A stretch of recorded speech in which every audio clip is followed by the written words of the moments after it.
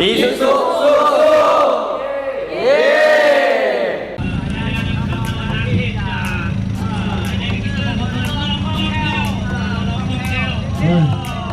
แม่เดี๋ยวนอนกันหลังเอง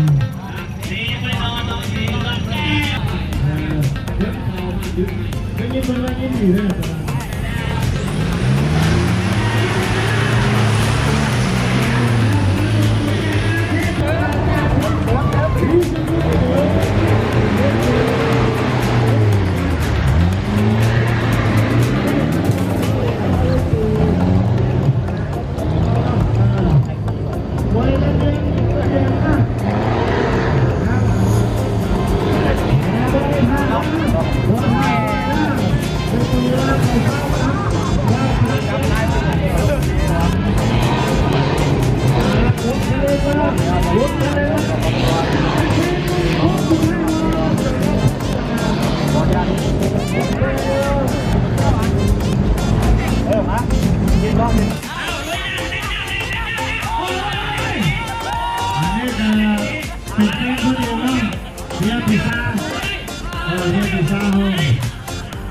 อยู่ดูแล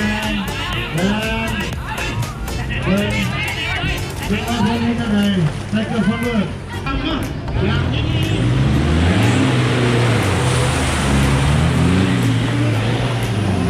โค้งห้าแล้ว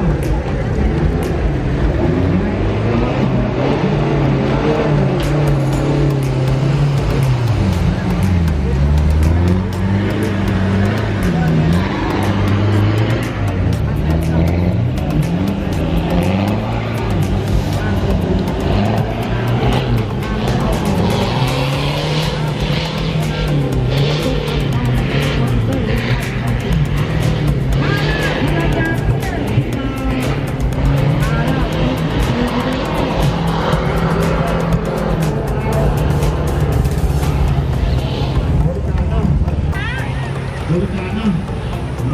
นี่มันจะเป็นอะไรนี่มีลงมือกัน